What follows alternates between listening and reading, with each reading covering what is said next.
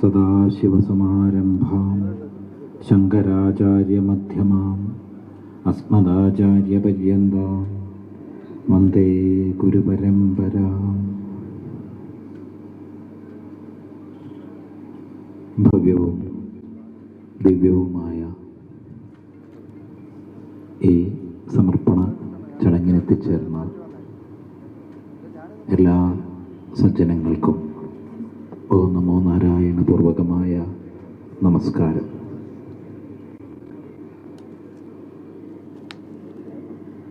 വലിയകുളങ്ങര ദേവിയുടെ നവീകരിക്കപ്പെട്ട ക്ഷേത്ര സമുച്ചയം ഭഗവതിയുടെ തൃപാദങ്ങളിൽ സമർപ്പണം ചെയ്തതായി പ്രഖ്യാപിക്കുന്നു.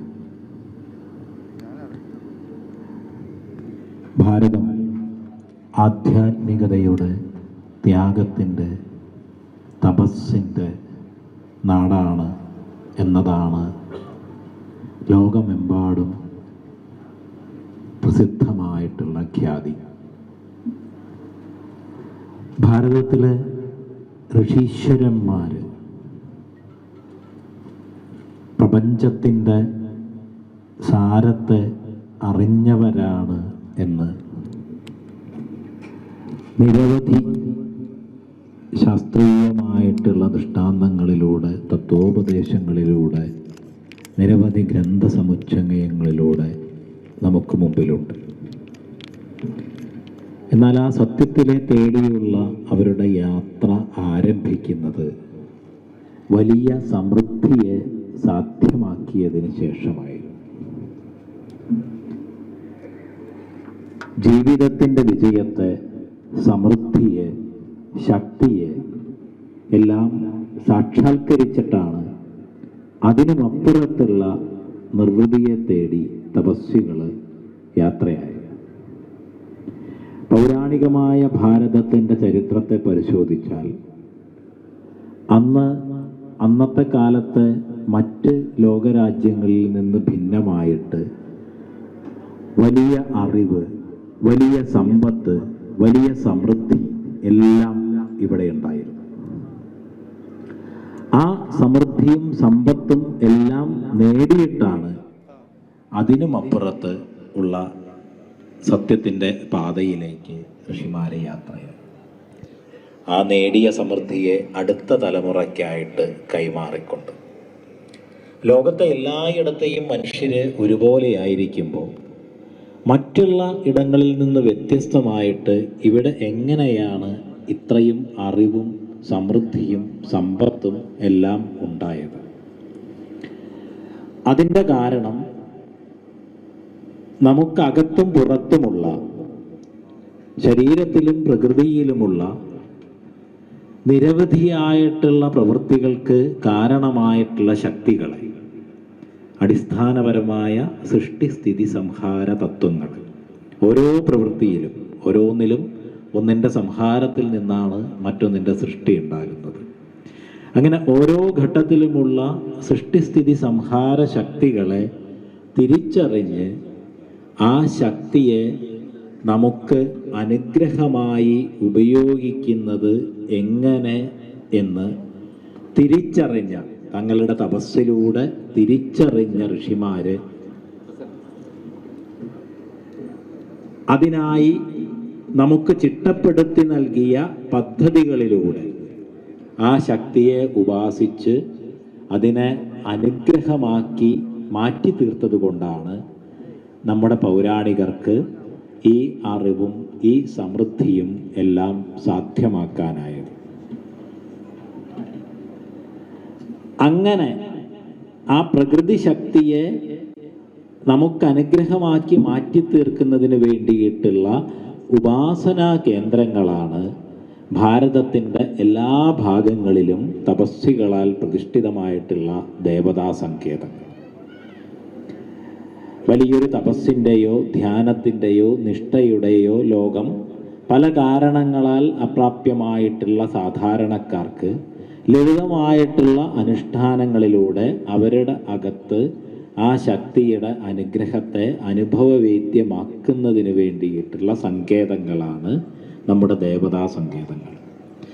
ഋഷിമാർ നമ്മുടെ ലോകത്തെ ആദിഭൗതികം, ആദിദൈവികം, ആധ്യാത്മികം എന്ന് മൂന്നായി തിരിച്ചിട്ടുണ്ട്.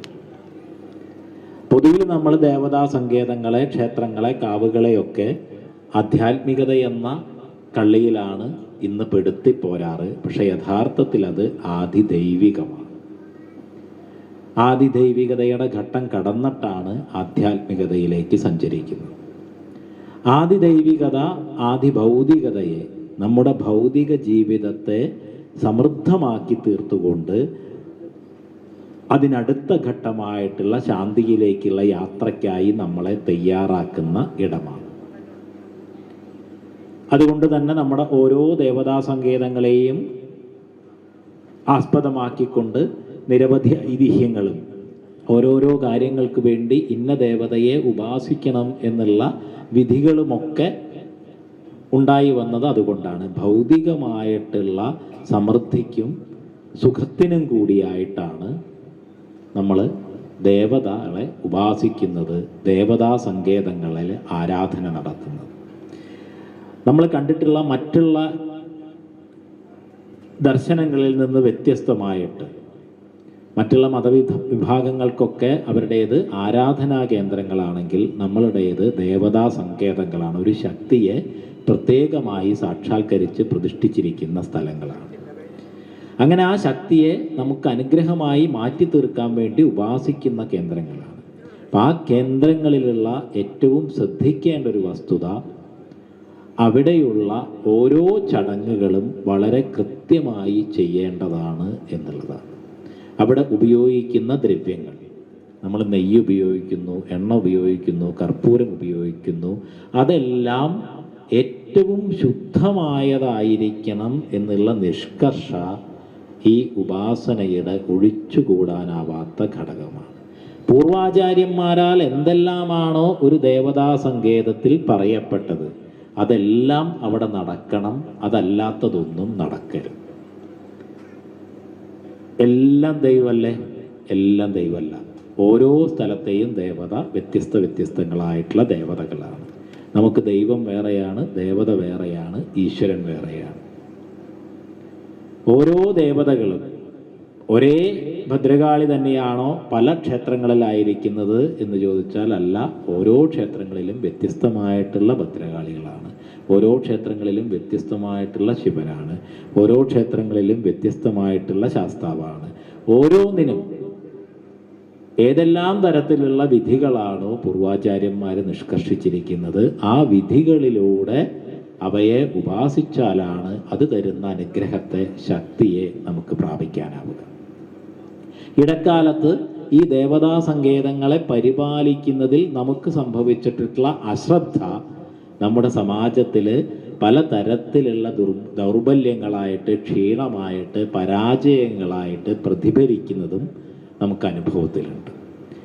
ആ ഒരു ഘട്ടത്തെ മറികടന്നുകൊണ്ട് ഇന്ന് നമ്മുടെ ദേവതാ സങ്കേതങ്ങളൊക്കെ അതിൻ്റെ പൗരാണികമായിട്ടുള്ള പ്രൗഢിയിലേക്ക് യാത്ര ചെയ്തുകൊണ്ടിരിക്കുകയാണ്. നമ്മൾ ഭാരതത്തിൻ്റെ പല ചരിത്രപരമായിട്ടുള്ള അവശേഷിപ്പുകളിലൂടെ യാത്ര ചെയ്താൽ വലിയ രീതിയിലുള്ള രാജകൊട്ടാരങ്ങൾ വളരെ അപൂർവമാണ്. എന്നാൽ നമ്മുടെ ക്ഷേത്രങ്ങളെല്ലാം അതിഗംഭീരമായിട്ടുള്ള പ്രൗഢമായിട്ടുള്ള നിർമ്മിതികളാണ്. അത് ആ ദേവതകളുടെ ശക്തി അനുഗ്രഹമായി വരുമ്പോൾ നമ്മുടെ ജീവിതത്തിൽ ഉണ്ടാകുന്ന പ്രൗഢിയുടെ ഒരു ദൃഷ്ടാന്തം കൂടിയാണ്.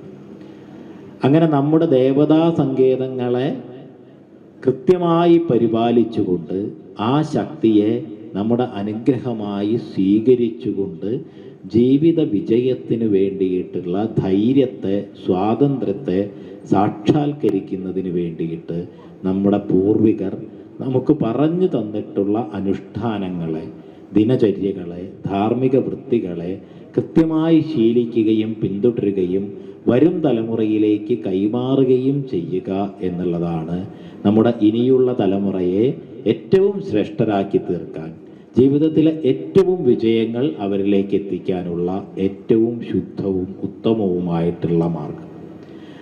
തിരുനാവായ നവാമുകുന്ദനെ പ്രതിഷ്ഠിക്കുന്നത് നവയോഗികളാണ്. നവയോഗികളുടെ സംവാദം നാളെ ഇവിടെ ആരംഭിക്കുന്ന ഭാഗവത സപ്താഹത്തിൽ ആചാര്യന്മാർ വിസ്തരിച്ച് പറയും.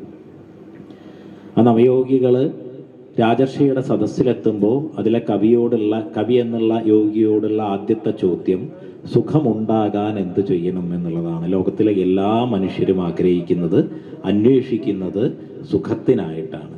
അതിന് കവി പറയുന്ന, ആ യോഗി പറയുന്ന ഉത്തരം ധൈര്യമുണ്ടാകണം എന്നുള്ളതാണ്. ആ ധൈര്യത്തെ, ശക്തിയെ നമുക്ക് തരുന്ന കേന്ദ്രങ്ങളാണ് ദേവതാസങ്കേതങ്ങൾ. ആ ദേവതകളെ പൂർവികരുടെ നിശ്ചയമനുസരിച്ചിട്ടുള്ള അനുഷ്ഠാനങ്ങളിലൂടെ, അത് നമ്മുടെ ഗൃഹത്തിനകത്തുള്ള ദൈനംദിന വൃത്തികളിലൂടെയും ദേവതാസങ്കേതങ്ങളുമായി, ക്ഷേത്രങ്ങളുമായി ബന്ധപ്പെട്ടിട്ടുള്ള ആചരണങ്ങളിലൂടെയും കൃത്യമായി ഉപാസിച്ചാൽ നിങ്ങളുടെ പരമ്പരയിൽ ശക്തിയായി, അനുഗ്രഹമായി ആ ദേവതയുടെ പ്രഭാവം, ശക്തി വിളയാടുക തന്നെ ചെയ്യും. നിങ്ങളുടെ ജീവിതത്തെയെല്ലാം വലിയ വിജയങ്ങളിലേക്ക് നയിക്കാൻ വലിയ കുളങ്ങരയമ്മ നിങ്ങളെ ഏവരെയും അനുഗ്രഹിക്കട്ടെ എന്ന് പ്രാർത്ഥിക്കുന്നു. ഭാരതത്തിലെ ഏറ്റവും പ്രാചീനമായ നാഗാ സന്യാസി പരമ്പരയുടെ എല്ലാ ആശിസ്സുകളും ഇവിടെ എത്തിച്ചേർന്ന എല്ലാവർക്കുമായി അർപ്പിക്കുന്നു. ഓം ശാന്തി ശാന്തി ശാന്തി.